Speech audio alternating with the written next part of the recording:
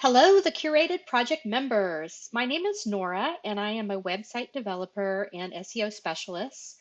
I am with JJ Socialite, which is a digital marketing agency, and we are the firm that developed and designed the Curated Project website. I wanted to give a mini tutorial today on how to optimize your membership directory page for the best SEO for your company. Keep in mind, one of the benefits of being a Curated Project member is you get a listing in the membership directory. This is a public-facing directory, and that means that it actually gets spidered and searched by Google and Bing and all of the major search engines. And over time, it's going to start picking up the different directory pages, including your business. Anytime your business gets extra exposure on search engines, it's of course good for your business. The other great thing is you have the ability now to create what's called a backlink from our website over to your website, which is also going to be good for your website's SEO.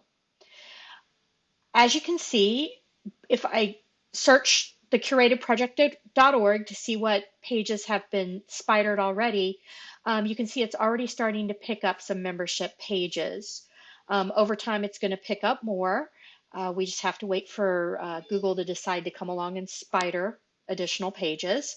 But I have seen on some membership sites that we've created for other companies where a company's website comes up one in search on search engine results, and then their directory page comes up in position two, or even vice versa. Sometimes I've seen the directory page come up in position one and their own website come up in position two. Ideally, you'd always want your own website to come up first, but I would take either as long as you've got those two on the front page. Of course, there's never any guarantee with SEO. But the goal here with this video is to show you how to best optimize your directory page listing for the best SEO for your company.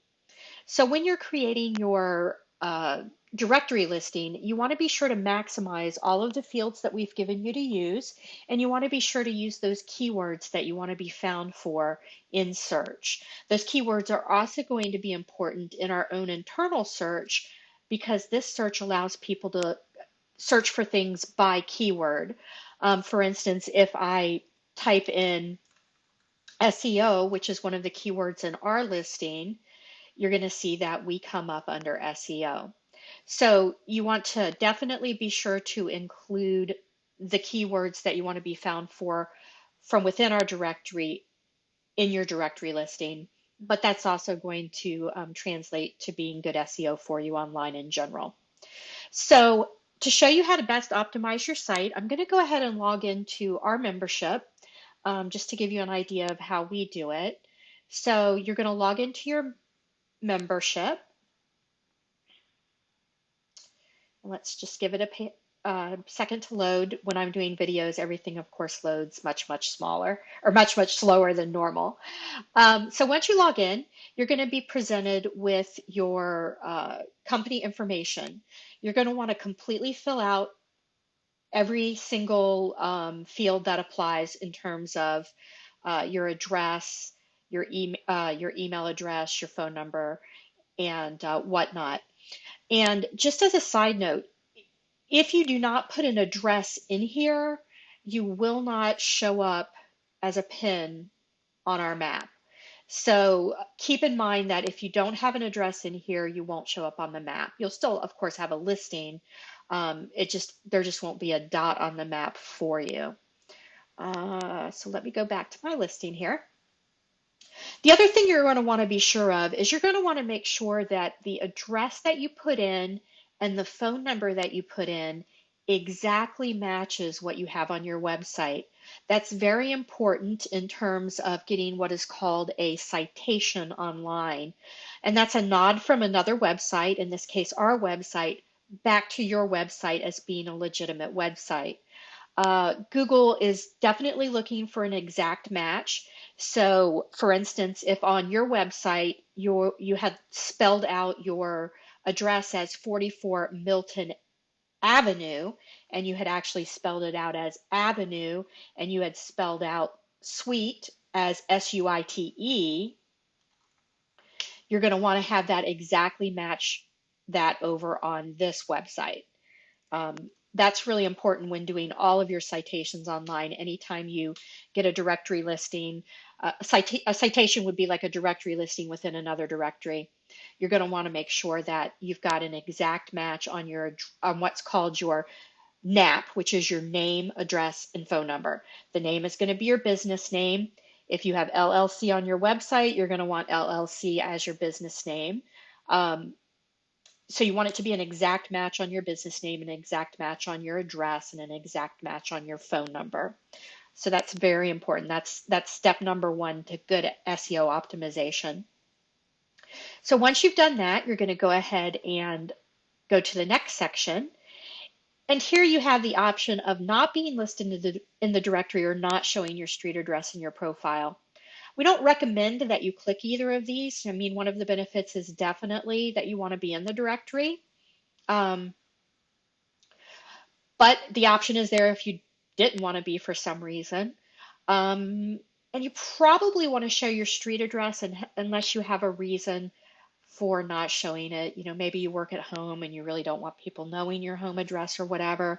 You can go ahead and click that off to not show your street address, but you're not going to get that benefit of showing up on the map, nor are you going to get that benefit of the citation with your name, address, and phone number matching your website. So by clicking either one of these, you kind of diminish the SEO benefits that you get for being in the directory. The next section, you're going to be able to choose up to 2 business categories that fit for what you do. So be sure to maximize those. There may only be one that fits, but there may be 2 that fit. For instance, we do web design and graphic design, so have both of those clicked off. And the next section is what we call your business card section. I highly recommend that you upload a logo here because the logo is what is going to show up on, let me go back to the directory page. It's what's going to show up right here on the directory page. If you don't have a logo, it's just going to show up blank. There's not going to be anything there for you. It looks like everybody's uploaded a logo. These all look really good.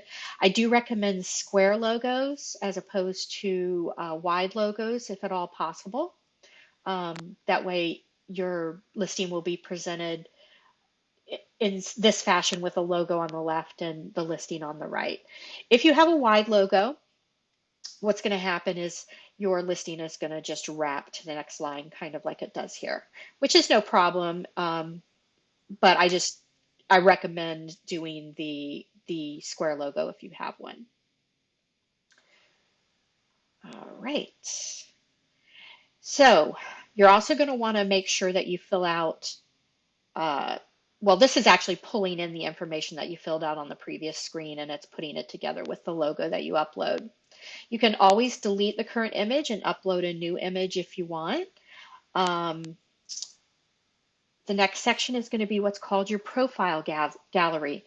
I highly recommend uploading several photographs that are either photographs of you if you're, let's say, a coach and you do personalized services, if you sell a product or a course, maybe you want to upload images of the course or the product that you sell, or maybe you want to upload images of your office or of you serving your clients. When you upload your images, I suggest naming your images with some of the keywords for what you do. So let's say, for instance, in our case, if we're a website designer, we would upload an image that actually has the words website design consulting or website designer in it, so that the image has the name of the service that we do. You can upload images by just clicking here to upload and then just pulling an image from your computer. And then we get down to your profile description. This is really the best place where you can maximize those keywords and really get in what your business is about and what you do.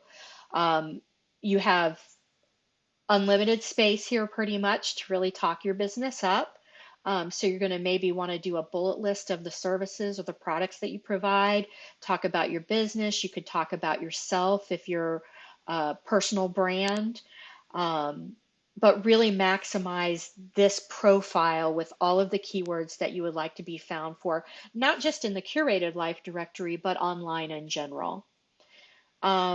This is what's called a WYSIWYG editor, which means you can bold or italicize things. I highly recommend taking advantage of the bolding and the highlighting to kind of draw people's attention to certain words in your listing. You can add your bullets, you could do numbered bullets, um, and you can indent, outdent, just like you could do with any WordPress, or I mean, any Microsoft Word editing type things. One thing I suggest you not do is do not write it in Microsoft Word and then copy and paste it into the profile description. What happens when you do that is it carries over some of the styles that came from Microsoft Word. It's a lot better if you simply type it in here, just raw type it, or if you want to take something that you already have in Word, copy and paste from Word into a text editor, which strips out any of the formatting that Microsoft Word may have in the back end. And once you've copied and pasted it into the text editor and stripped it of all of that back end formatting, then you can copy and paste from the text editor into this area and go ahead and apply any formatting you want using the bold, italic, underline, whatever, from within the WYSIWYG editor here. And then we get down to your social media links. Definitely put in all the social media links that you have. Not everybody is going to have every single one of these social media links, but you want to maximize as many as you have.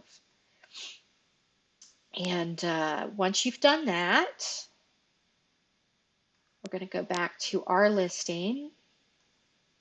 You're going to save everything, obviously. And then when somebody looks at your listing, this is what they see. They see the categories you've chosen. They see the keywords that are in your description.